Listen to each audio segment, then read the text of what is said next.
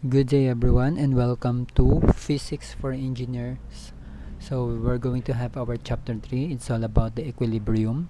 So under the equilibrium, we're going to have our topic for introduction to equilibrium, the law of inertia, law of interaction, normal force, tension, and friction.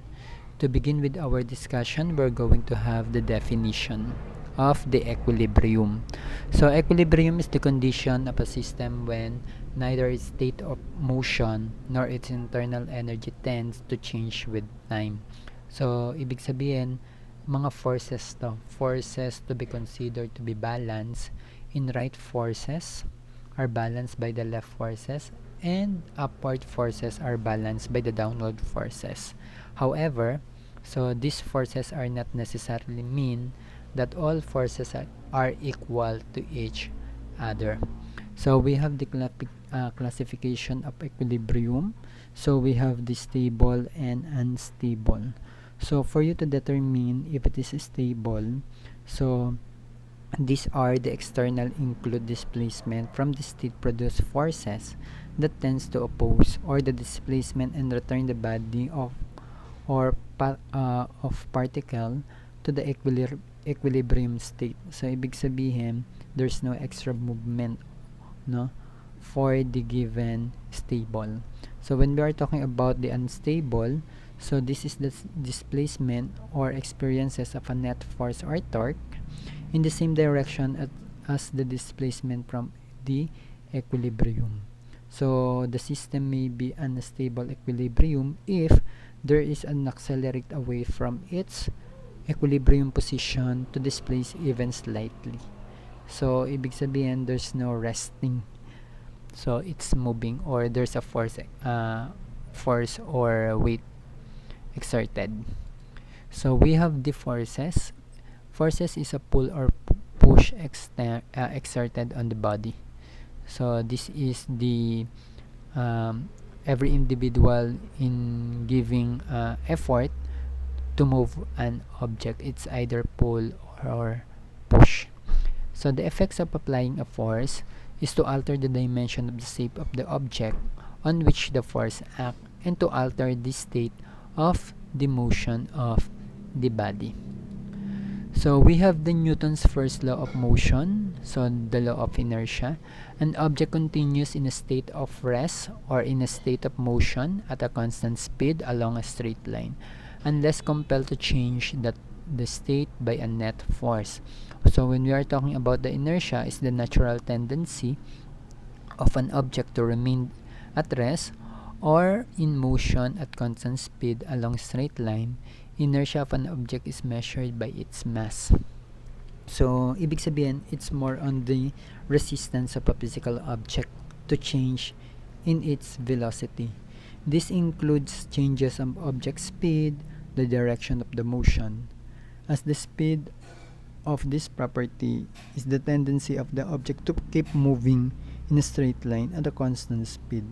Or ibig sabihin, kapag iyon ay walang forces na inexert or ibinigay. So, for you to understand the figure or to understand the law of inertia, so we have the given figure. So, imagine that this is a table, the color blue, and we have the block of wood, and we have the marble. So, ibig sabihin, there's an object on the top of the table. So, if you will notice, no, so the block of wood is 300 grams and the marble is 25 grams. So the block of wood has more inertia than marble.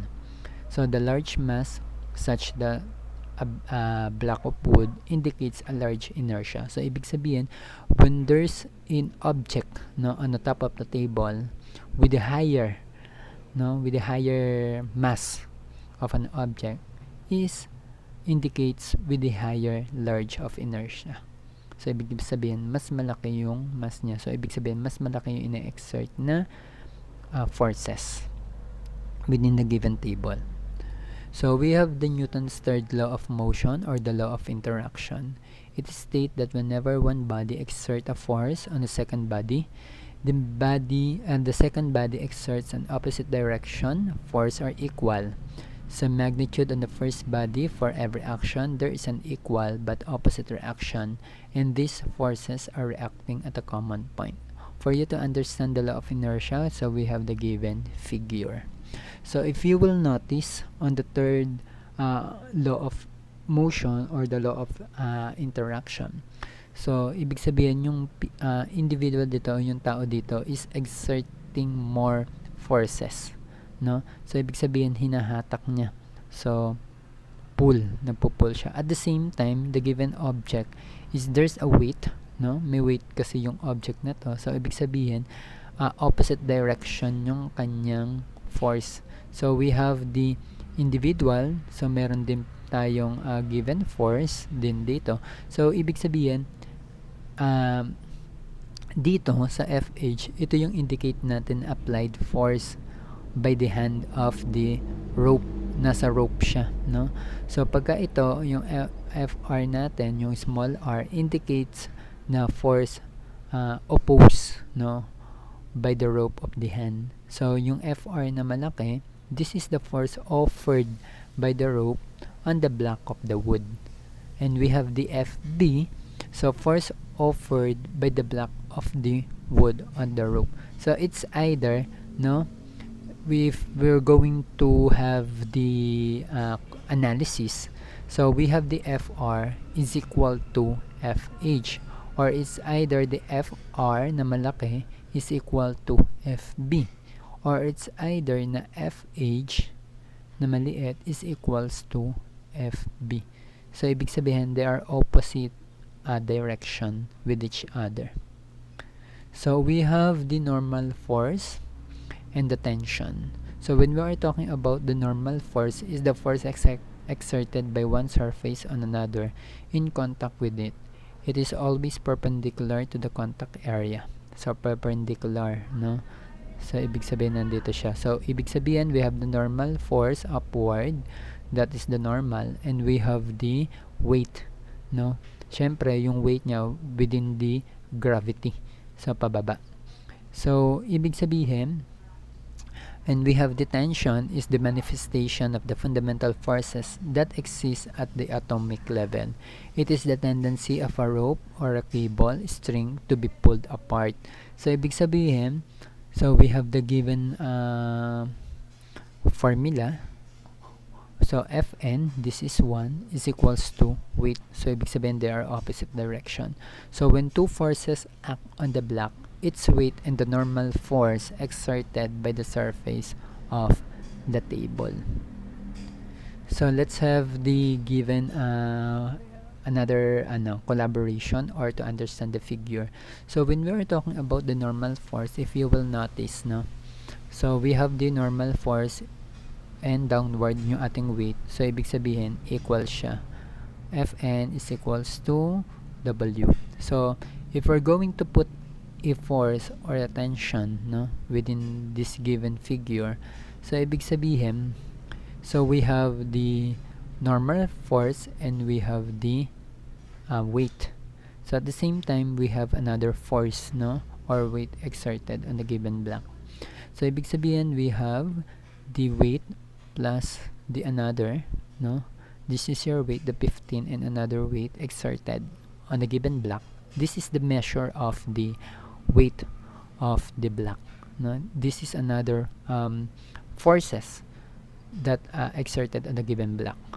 So ibig sabihin we have 15 Newton tsaka yung 11 Newton is equals to 26 Newton. So ibig sabihin there's a force or normal force exerted on the given block, no, of 26. So it's mean that 26, your normal force, is equivalent to W, or it's equivalent to your total weight, no? 15 and 11 is equivalent to 26. So let's have the tension.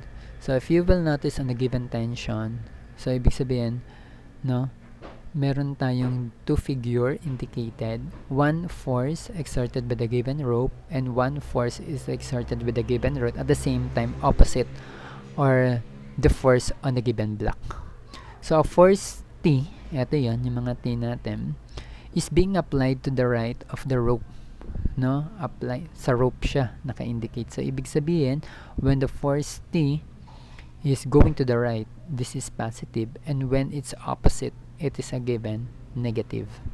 There are applied both ends of the rope. So let's have the friction.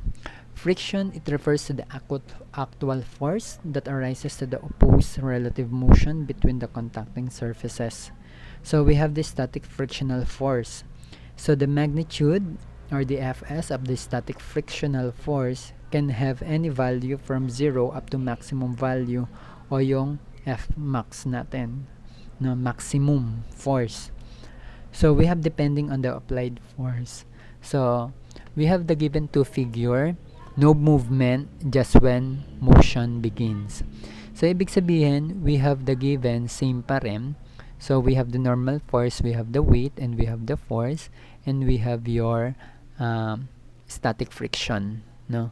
So we have the maximum static friction, yun lang naman yung pinagkaiba nila. When there's no movement, so ibig sabihin static friction siya. So when there's a motion begin, what will be the maximum static friction there will be?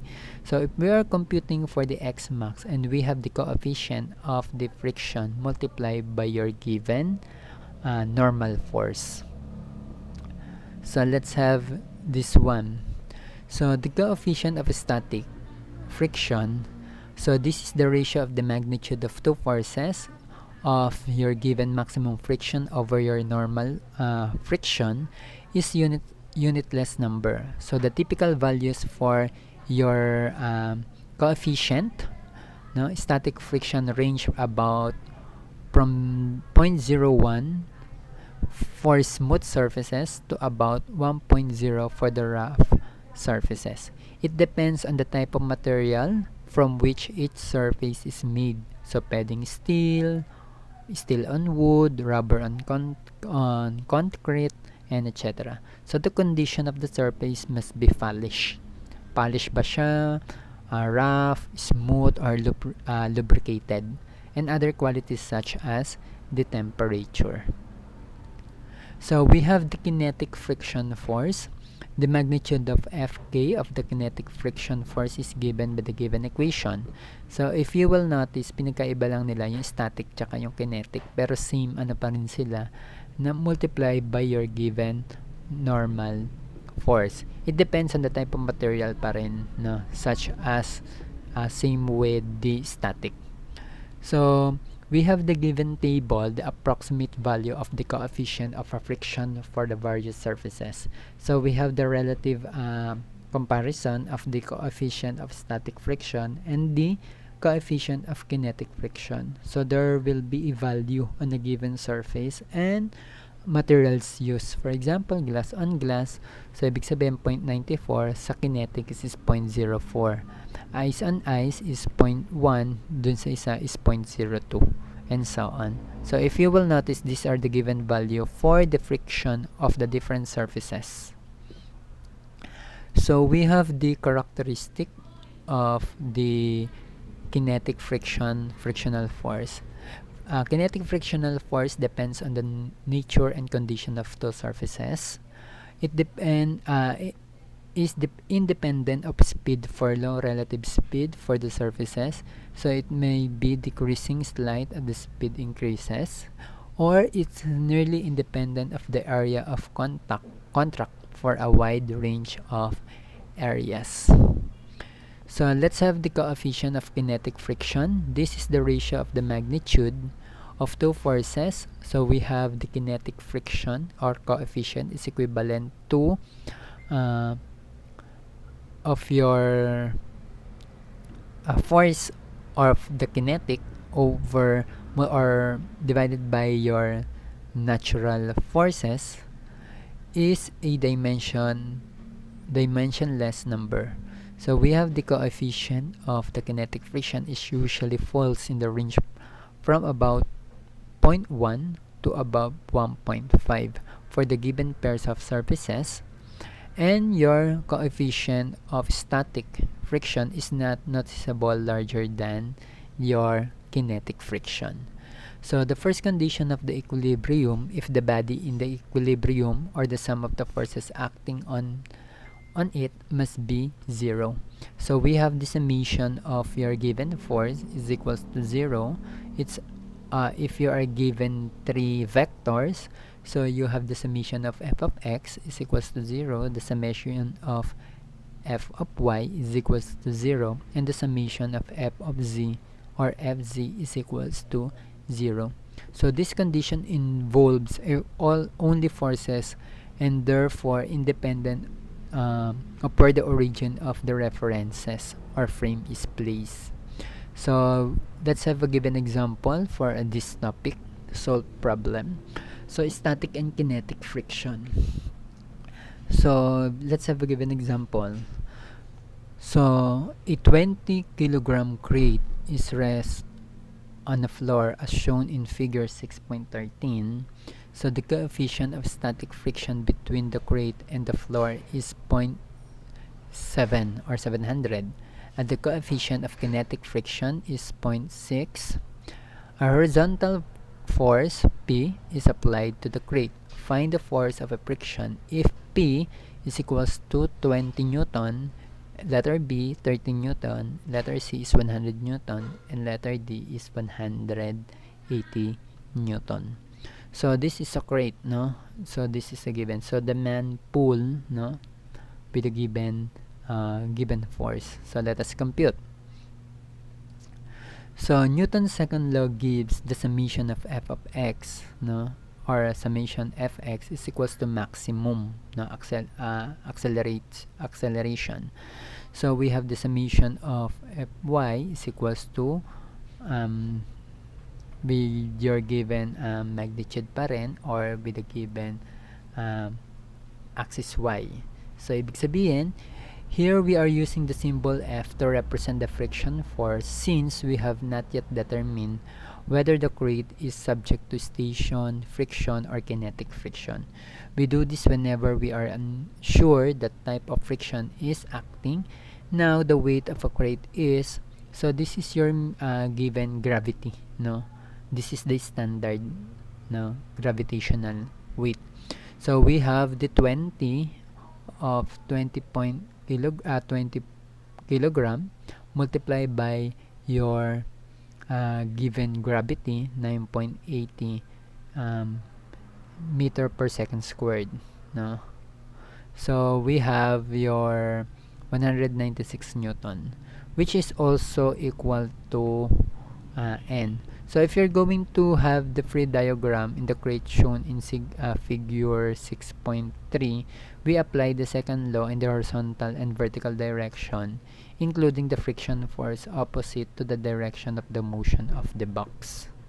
Ayan, kung titignan mo yung mga direction, opposite sila lagi. Okay, so therefore, so the static force of 0.07, ginamit natin yung given, no? Multiplied by 196 Newton is equals to 137 Newton. As long P is less than 137, so the force of the static friction keeps the crate stationary and your static friction is equals to P. So ibig sabihin for letter A, if we're going to use 20 Newton, and B is equals to 30 and C is equals to 100. So if D is 180, the applied force is greater than the maximum force of the static friction is 137, yun nakuha natin, no? So the crate can no longer remain at rest. So once the crate is in motion, the kinetic friction acts then. Kasi mas mataas na yung nakuha nating mismong weight niya. So ibig sabihin, mas malaki yung exerted effort. So ibig sabihin, mas malaki yung force na binibigay natin. So ibig sabihin, so 0.6 multiplied by 196 with your given Newton is 180 Newton. So the accelerate is, so we have the given formula. So 180 minus 118, yun nakuha natin, over 20 kilogram is equals to 3.10 meter per second squared. So in this example is illustrate how we consider friction in dynamic problem. So notice the static friction has a value that matches the applied force until we reach the maximum value of the static friction, Also, no motion can occur until the applied force equals to the force of static friction, but the force kinetic friction will become smaller. So let's have another one example. So show in the given figure 6.5. So 75 kilogram man weight about 165 pound. So standing on the bathroom scale in an elevator, calculate the scale reading.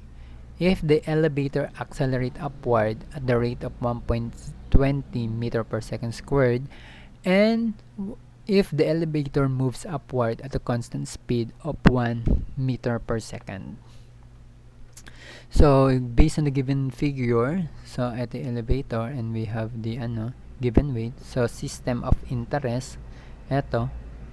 So free body diagram, so automatic, so we have the opposite direction, so we have the weight of the man, and we have the force, eto, yung force na to exerted upward, no?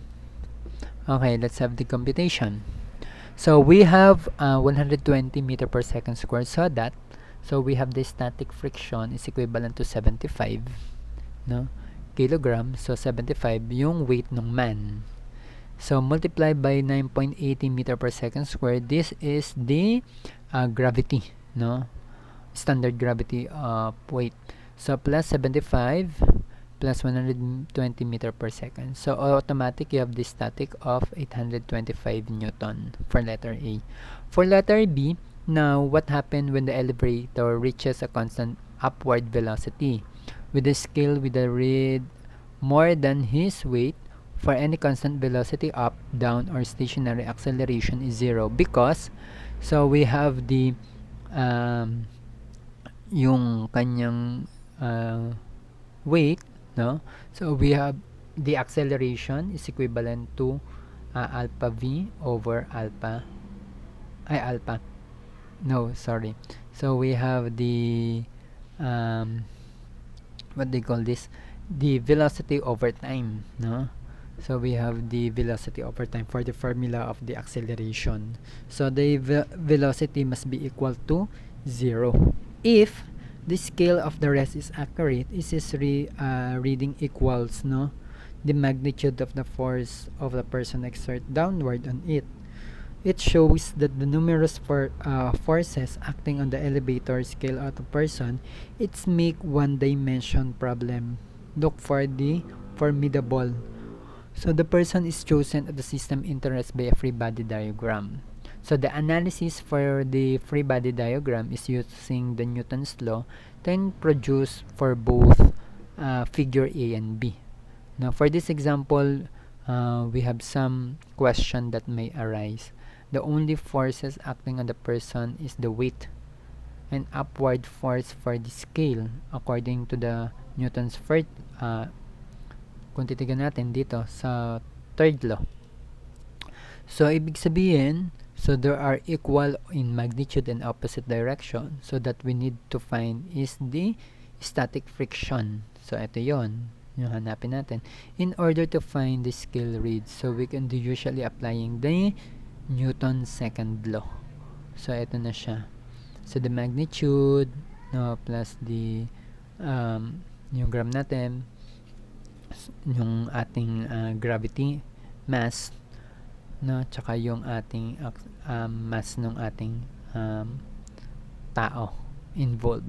So we have the static is equals to 75 kilogram multiplied by 9.18